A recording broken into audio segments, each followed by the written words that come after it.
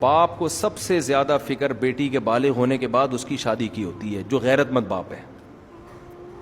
سب سے زیادہ فکر کس کی ہوتی ہے؟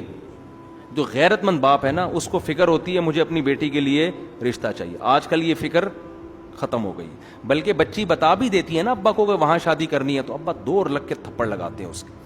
شرم نہیں آتی؟ ابھی ایجوکیشن ہے، ایکچولی شروع ہو جائے گا پھر۔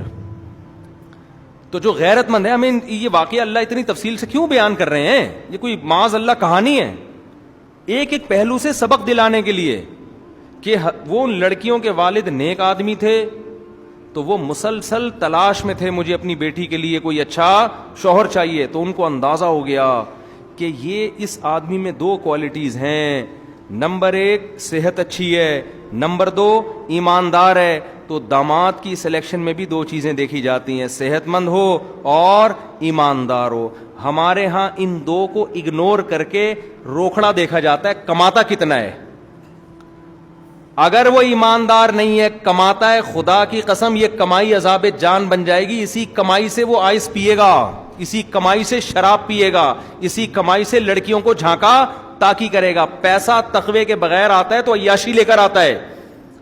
دوسری بات یہ کہ پیسہ آنے جانے والی چیز ہے، اگر صحت ہے تو بندہ بزنس کر کے پیسہ کما لیتا ہے، ایمانداری نہیں ہے تو پیسہ وبال جان، اور صحت نہیں ہے تو جب آپ کے اندر کمانے کی طاقت نہیں ہے تو پھر میری طرح آپ سبزی والوں کو پیسے بانٹتے پھر ہوگی۔ مجھ میں تو تھی طاقت لیکن ٹائم نہیں تھا نا، تو وہی ہو جائے گا۔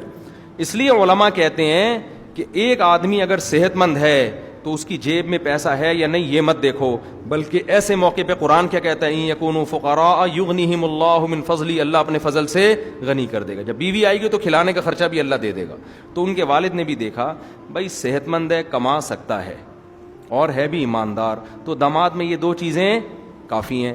دو چیزیں مل گئیں، فوراً اپنی بیٹی کا رشتہ موسیٰ علیہ السلام کے لیے پیش کر دیا اور کہنے لگے انی ارید ان انکحک احدی ابنتی ہاتین، کہ میں چاہتا ہوں ان دونوں میں سے ایک بیٹی کی شادی میں آپ سے کر۔ اسی وقت فیصلہ کیا ہے۔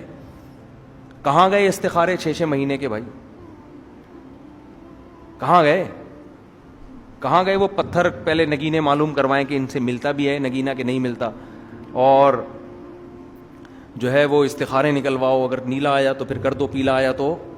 بھائی داماد میں دو چیزیں جب ثابت ہو گئیں اب کسی استخارے کی ضرورت نہیں ہے، فوراً۔ پھر یہ بھی نہیں کہا اچھا میں اپنے چاچا، ماموں، خالہ، پھپھو، ممانی، اور مصر سے میری کزن بھی آئی ہوئی ہے، اور ادھر فلسطین سے میرے نانا آئے ہوئے ہیں، ان سب کو میں بلا کے جرگہ ہوگا، وہ جرگہ فیصلہ کرے گا کہ اس بیٹی کی شادی آپ سے کرنی ہے کہ نہیں کرنی۔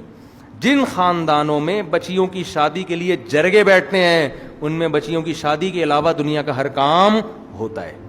باپ کو اللہ نے اتھارٹی دی ہے، ہاں یا نہ اسی وقت کر دے۔ وہ سمجھتے ہو؟ باپ بہترین فیصلہ کرتا ہے۔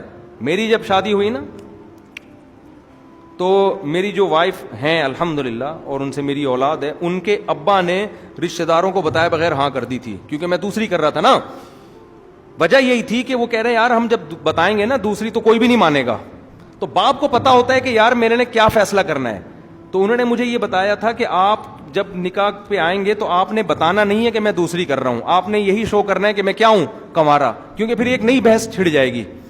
تو رشتہ داروں کو سمجھانا بڑا مشکل ہوتا ہے اور باپ ڈیسیجن لے سکتا ہے، تو لے لیا انہوں نے ڈیسیجن الحمدللہ اللہ کے فضل سے۔ آپ کے سامنے وہ میرا خیال ہے 13-14 سال ہو گئے شادی کو۔ اگر وہ نہ فیصلہ کرتی نہیں، پہلے ماموں سے پوچھوں گا، چاچے مامے سارے، ابے کیا دوسری والے کو دے رہے ہو، ابے اس کے پہلے سے بچے، ابے پاگل ہو گئے ہو کیا؟ اتنی انکوائری ہوتی نا، اتنی انکوائری کمیشن آفیسر میں بھرتی ہونے کے لیے اتنی انٹیلیجنس خفیہ ایجنسیاں انکوائری نہیں کر رہی ہوتی جتنی باقی سارے کر رہے ہوتے ہیں۔ ان کو وہ خطرات نہیں ہوتے جو بیٹی کو گھر میں بٹھانے کے ہوتے ہیں۔ تو باپ صحیح فیصلہ کرتا ہے۔ اس لیے میں لوگوں سے کہتا ہوں کہ جب آپ کی بیٹی کے لیے کوئی پیغام نکاح بھیجے تو زیادہ ادھر ادھر لوگوں کو لفٹ کرانے کی ضرورت نہیں ہے، خود فیصلہ کرو، خود۔ سمجھتے ہو؟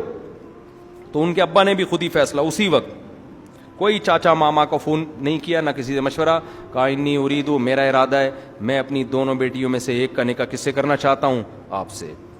لیکن خطرہ یہ ہے کہ ادھر آپ کی شادی ہوئی ٹھیک ہے نا، آپ بیٹی کو لے کے چلے گئے.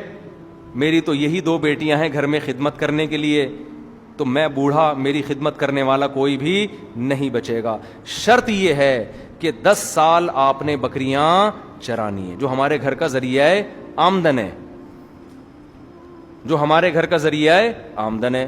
موسیٰ اور 8 سال چرانی ہے. 2 اگر آپ اپنی طرف سے کر دیں تو یہ غریبی ہے, یہ آپ کی طرف سے ہم پر کیا ہوگا؟ احسان. حضرت موسیٰ نے فوراً فیصلہ کیا ہے. حضرت موسیٰ نے بھی یہ نہیں کہا کہ ایکچولی میں ذرا استخارہ کر لوں پہلے. اس وقت حالانکہ پیغمبر بنے نہیں تھے. میں ذرا اپنی والدہ سے فون کر لوں. اب ظاہر ہے مصر والدہ سے کہاں جاتے ہیں ملاقات کے لیے؟ بس بھائی اب دوسرے ملک میں رہے, والدہ بھی نیک تھی, ان کو پتا تھا میرا بیٹا میرے لیے کوئی اچھی بہو ہی لے کر آئے گا. کچھ بھی نہیں, پہلے میں اسٹیبل ہو جاؤں. ایکچولی اصل میں یہ جو 10 سال میں بکریاں چراؤں گا, یہ پہلے میں کمیٹی ڈالوں گا, پھر میری کمیٹی 6 سال کے بعد نکلے گی, پھر جب کمیٹی نکلے گی اس سے میں گولڈ خریدوں گا, پھر میں ڈیفنس میں گھر خریدوں گا, پھر اس کے بعد یہ ہوگا, پھر یہ ہوگا. جیسے کہ آج کل نوجوان کر رہے ہیں, ساری چیزیں ہو جاتی ہیں, جب بادام آتے ہیں تو کھانے کے لیے دانت منہ میں نہیں بچتے. میں نے دیکھا الحمدللہ بہت سے لوگوں نے اسٹیبل ہو کے شادی کی ہے, اسٹیبل ہو گئے, اور وہی میرا والا حال ہوا کہ جب پیسہ تھا تجربہ نہیں تھا, اور جب بزنس کا تجربہ آیا پیسہ شارٹ ہو گیا. تو بھائی ایک عمر ہے, کم عمری میں شادی کرو, جوانی میں شادی کرو, اس میں شادی کی لذت ہے, اس میں میاں بیوی میں عشق جیسی محبت ہوتی ہے. یہ جو بڈھے بڈھے ہو کے, میں تو نکاح پڑھا رہا ہوں نا, اللہ کی پناہ مجھے عجیب سا لگ رہا ہوتا ہے دولہا کو دیکھ کے. اس وقت تو میں کچھ نہیں کہتا, اس کو بہت مبارکباد دیتا ہوں, لیکن سمجھ میں نہیں آ رہا تو اس کی مبارکباد دوں یا تعزیت کروں, اس کی عیادت کروں. تو اس لیے بھائی ایک جگہ تو میں شادی میں گیا, میں سمجھا یہ دولہا کے نانا ہے, پتہ چلا وہی دولہا تھے. بڑے میں نے کہا چلو اب کیا غنیمت ہے, اب بھی کر رہے ہیں, وہ دولہا تھے حضرت جی. تو اگر زندہ ہیں تو اللہ ان کو نیک صالح اولاد عطا فرمائے. ایک 80 سال کا بوڑھا آدمی مری میں, ہمارے ایک جاننے والے عالم ہیں, اس نے کینیڈا میں کوئی لڑکی پھنسا لی, انگریز لڑکی نا, پاکستانی بڑے ہوشیار ہوتے ہیں, تو لڑکی پھنسا کے اس کو بلا لیا کہ شادی کروں گا تم سے. وہ بھی آ گئی, پتہ نہیں اس کے دل میں کیا ہوگا. اب یہ 80 سال کے بزرگ امام صاحب کے پاس صبح پہنچے. وہ امام صاحب مجھے واقعہ بتا رہے تھے نا, یہ اپنی مسجد کے امام کا بتا رہے یا اپنا ہی بتا رہے واللہ عالم.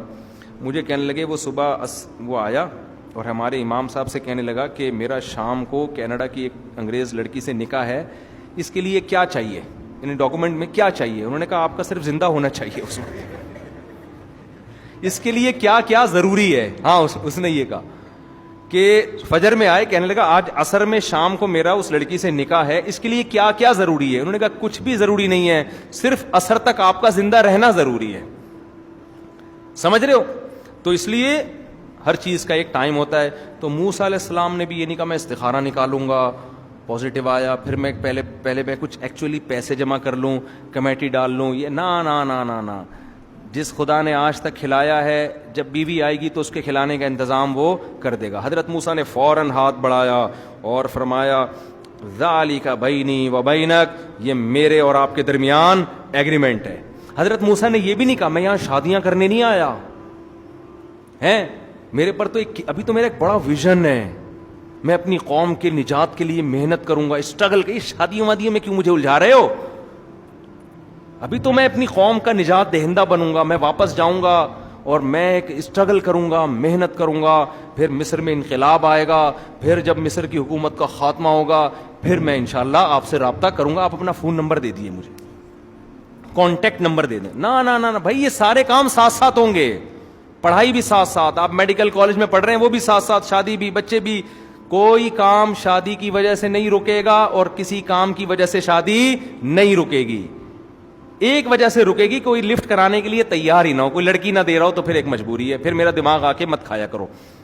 تو قرآن کہتا ہے کہ موسیٰ علیہ السلام نے فوراً کہا ذالک بینی و بینک, یہ میرے اور آپ کے درمیان ایگریمنٹ ہے. ایم الاجلین قضیت, دونوں 8 سال یا 10 سال میں سے کوئی بھی مدت میں نے پوری کر دی, فلا عدوان علی, تو پھر مجھ پر کوئی حرج نہیں ہے, یعنی پھر میں اپنے اس ایگریمنٹ سے کیا ہو جاؤں گا, بری. واللہ علی ما نقول وکیل, اور ہم جو معاہدہ کر رہے ہیں اس پر کون گواہ ہے؟ اللہ گواہ ہے.